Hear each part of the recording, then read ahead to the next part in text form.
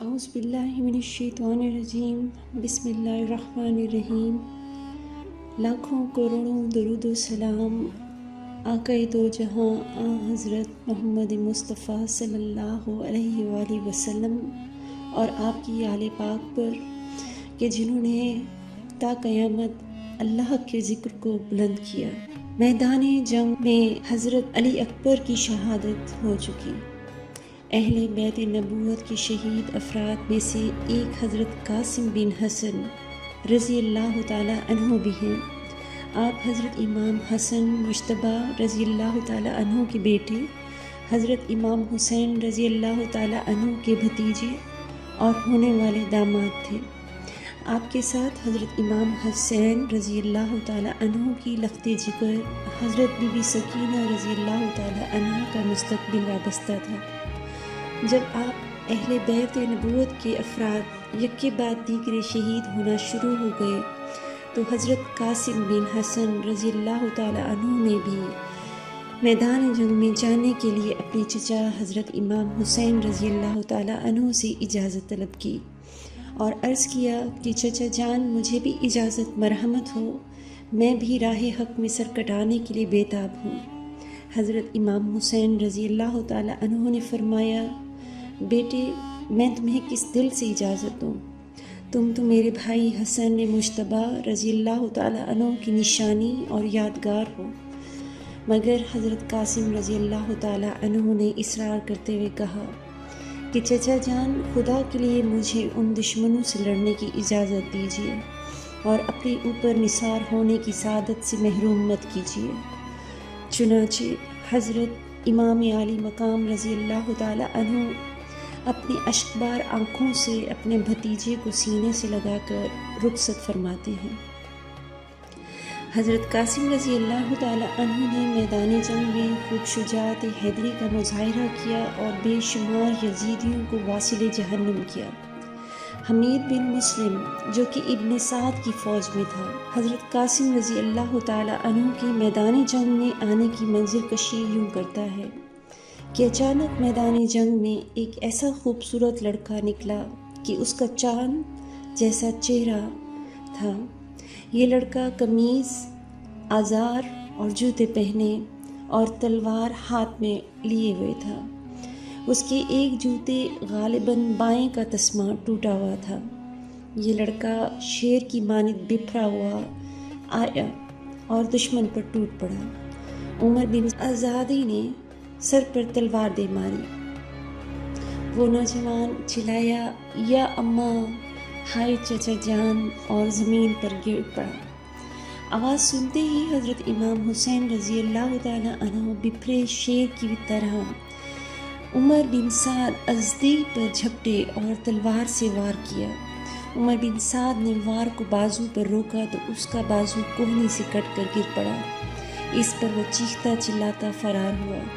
اہل کوفہ کے رسالہ کے نوجوان اسے بچانے کے لیے دوڑے، لیکن عمر بن سعد گھوڑوں کی زد میں آ گیا اور سموں تلے روندا گیا۔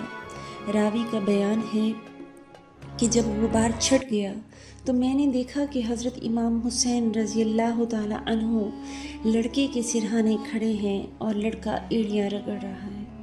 حضرت امام حسین رضی اللہ تعالیٰ عنہ نے فرمایا کہ جس قوم نے تجھے قتل کیا ہے اس کے لیے رحمت سے دوری ہے۔ قیامت کے دن وہ تیرے جد امجد کو تیرے قتل کا کیا جواب دیں گے؟ تیرے چچا کے لیے یہ تکلیف دہ امر ہے کہ تو پکارے اور وہ جواب نہ دے، یا وہ جواب دے تو اس سے تجھے کوئی فائدہ نہ ہو۔ خدا کی قسم، تیرے چچا کے مخالف زیادہ ہو گئے ہیں اور معاون کم۔ اس کے بعد حضرت امام حسین رضی اللہ تعالیٰ عنہ نے سینہ سے سینہ لگا کر اس شہید نوجوان کو اٹھا لیا اور اپنے بیٹے حضرت علی اکبر اور دوسرے شہداء کے پاس لے جا کر لٹا دیا۔ راوی کا بیان ہے کہ جب امام عالی مقام رضی اللہ تعالیٰ عنہ حضرت قاسم رضی اللہ تعالیٰ عنہ کو اٹھا کر لے جا رہے تھے تو ان کے پاؤں زمین سے رگڑ رہے تھے اور مجھے اب بھی ان کے پاؤں زمین پر گھسٹتے ہوئے نظر آتے ہیں۔ میں نے اس لڑکے کے بارے میں پوچھا تو مجھے بتایا گیا کہ یہ قاسم رضی اللہ تعالیٰ عنہ بن حسن رضی اللہ تعالیٰ عنہ بن علی بن ابی طالب رضی اللہ تعالیٰ عنہ ہیں۔ بحوالہ البدایہ والنہایہ، باب نمبر 8، صفحہ نمبر 186۔ اب تک حضرت علی اکبر رضی اللہ تعالیٰ عنہ، حضرت عبداللہ بن مسلم عقیل، حضرت عبداللہ بن جعفر کے 2 بیٹے اون اور محمد، حضرت عقیل بن ابی طالب کے 2 بیٹے عبد الرحمن اور جعفر، اور قاسم بن حسن رضی اللہ تعالیٰ عنہ یک کے بعد دیگرے شہید ہو چکے ہیں۔ خاندان نبوت کے افراد شہادت کے جام پی رہے تھے۔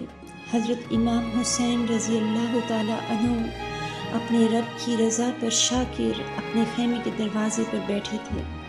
اس دوران آپ کا سب سے چھوٹا بیٹا، جس کا نام عبداللہ علی اصغر رضی اللہ تعالیٰ عنہ تھا، آپ کے پاس لایا گیا۔ آپ نے اسے گود میں لے لیا اور اسے چومتے اور پیار کرتے رہے۔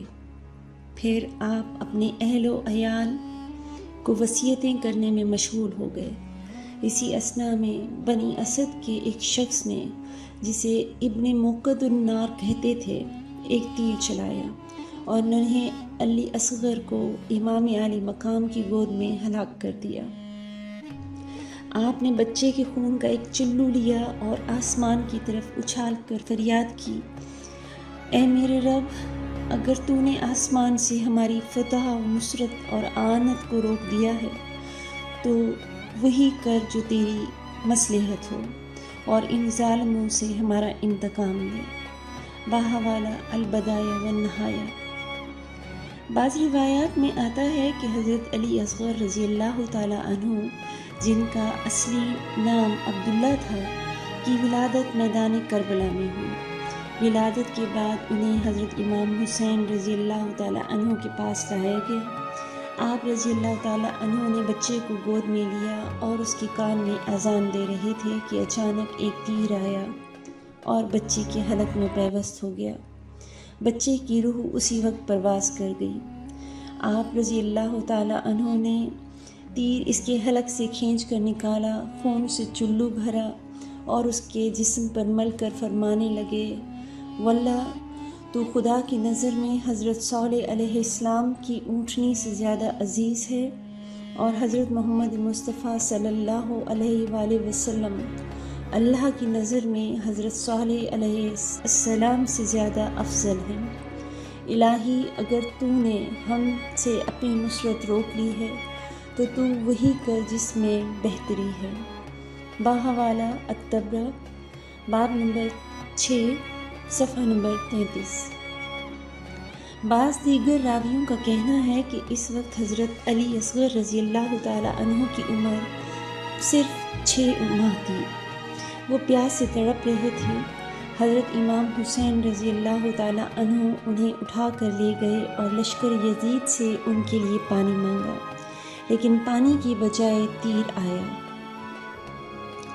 حضرت امام حسین رضی اللہ تعالیٰ عنہ کی غیرت و حمیت اس روایت پر یقین کرنے کی اجازت نہیں دیتی، کیونکہ وہ حسین رضی اللہ تعالیٰ عنہ جو اسلام اور اہل بیت کی غیرت و حمیت کی خاطر سب کچھ لٹا رہے تھے، وہ اپنے بچے کے لیے یزیدی بدبختوں سے پانی کی بھیک کس طرح مانگ سکتے تھے؟ اگر آپ کو پانی طلب کرنا ہی تھا تو یزیدیوں سے مانگنے کی ضرورت ہی نہیں تھی، بلکہ اگر آپ چاہتے تو دریائے فرات کو اشارہ کرتے تو وہ آپ کے قدموں میں بہنے لگتا، آسمان کی طرف ہاتھ اٹھاتے تو بارش سے لدے بادل امڑ آتے اور مسلح دھار بارش ہوتی۔ اگر حضرت ابراہیم علیہ السلام کے بیٹے حضرت اسماعیل علیہ السلام کی ایڑی رگڑنے سے زمزم کا چشمہ نکل سکتا ہے تو رسول اللہ صلی اللہ علیہ وآلہ وسلم کے لاڈلے بیٹے حسین بن علی رضی اللہ تعالیٰ عنہ کی ضرب اور ایڑی مارنے سے کربلا کے میدان میں چشمہ کیوں نہیں پھوٹ سکتا؟ اگر وہ زمین پر اس ارادے سے پاؤں مارتے تو ایک چشمہ کیا ریگزار کربلا میں ہزاروں چشمے پھوٹ پڑتے، لیکن یہ میدان امتحان و آزمائش تھا۔ آپ تو ان مصائب و آلام میں صبر کر کے اپنے مولا کو راضی کر رہے تھے۔ آپ چشمے تصور سے دیکھ رہے تھے۔ میرے نانا علیہ الصلاۃ والسلام جنہوں نے مجھے اپنے کندھوں پر سوار کیا تھا، میری والدہ حضرت فاطمہ الزہرا رضی اللہ تعالی عنہا جنہوں نے مجھے اپنی چھاتی کا دودھ پلایا تھا، اور میرے والد گرامی حضرت علی شیر خدا رضی اللہ تعالی عنہ جن کا خون میرے رگ و ریشے میں گردش کر رہا ہے، یہ سب مجھے دیکھ رہے ہیں۔ آج اس مقام صبر و استقامت پر کہیں میرے قدم لڑکھڑاتے تو نہیں، چنانچہ آپ اس کڑی آزمائش میں صبر و رضا کا پیکر بن کر عزم و ہمت کے ساتھ مسکراتے رہے۔ پھر اس مور کا حق و باطل اور مبازرات خیر و شر میں آپ کے دیگر بھائیوں حضرت ابو بکر، حضرت عبداللہ، حضرت عباس، حضرت عثمان، حضرت جعفر اور حضرت محمد رضوان اللہ علیہم اجمعین کو بھی شہید کر دیا گیا۔ انا للہ و انا الیہ راجعون۔